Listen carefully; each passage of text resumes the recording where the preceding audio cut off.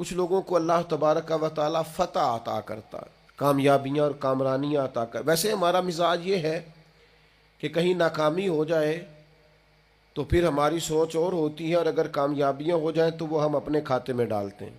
ہم جب کامیابیاں ہو جائیں، جب ہمیں فتح نصیب ہو جائے، اور خدا نہ خواستہ اگر کوئی اپنے مخالف پر قابو پا لے، پھر تو جو اس کا حال ہوتا ہے، آپ تاریخ پڑھیں، آپ کو پتہ چلے کہ بادشاہ جب فاتح بن کے علاقوں میں داخل ہوتے تھے تو ان کے شوق کیا تھے؟ وہ انسانی کھوپڑیوں کے مینار بناتے تھے. وہ کہتے تھے ناشتے پر 50 لوگوں کو قتل کروں گا، دوپہر کے کھانے پر اتنے لوگوں کی گردنیں اڑاؤں گا، شام کو اتنے لوگوں کے سر تن سے جدا ہوں گے. وہ جب فاتح بنتے تھے تو ظلم کرتے تھے، جبر کرتے تھے. قربان جائیں جب اللہ تبارک و تعالی نے میرے نبی پاک کو کامیابیاں عطا کی، جب رسول کریم صحابہ کو لے کر بدر میں گئے تو مقابلے میں وہ لوگ آئے تھے جنہوں نے کانٹے بچھائے تھے، جنہوں نے پتھر پھینکے تھے، جنہوں نے حضرت سیدنا بلال حبشی رضی اللہ تعالیٰ عنہ کو رسیاں باندھ کر گھسیٹا تھا. لیکن یہ میرے نبی کریم علیہ السلام کے اسوہ حسنہ کی وسعت دیکھیے.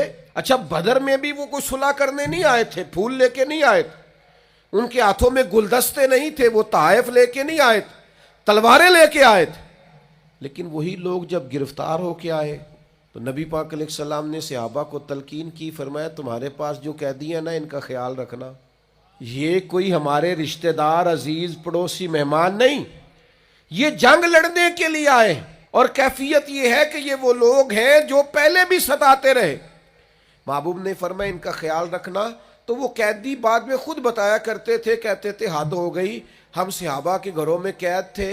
یعنی آپ کا مخالف آپ کے گھر آئے تو اسے کرسی پیش کرنا بڑا مشکل ہوتا ہے، اور جس کے بارے میں آپ کے حاشیہ خیال میں لمبی فہرست ہو کہ یہ کانٹے بچھاتا رہا ہے، یہ پتھر مارتا رہا ہے، یہ تکلیفیں دیتا رہا ہے، اور یہ بدر میں بھی تلواریں چمکا کے آیا، یہ تو اللہ کی شان ہے، ہمارے قابو آ گیا.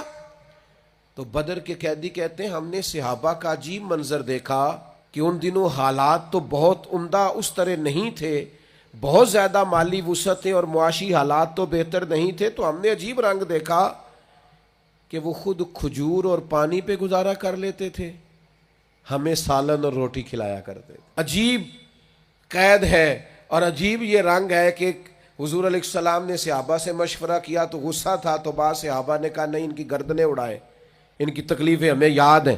تو کریم فرمانے لگے کوئی اور مشورہ دو. تو کہا پھر ان سے فدیہ لے لیا جائے. تو فرمایا یہ فدیے والی بات ٹھیک ہے، گردنیں نہیں اڑاتے، فدیے والی بات.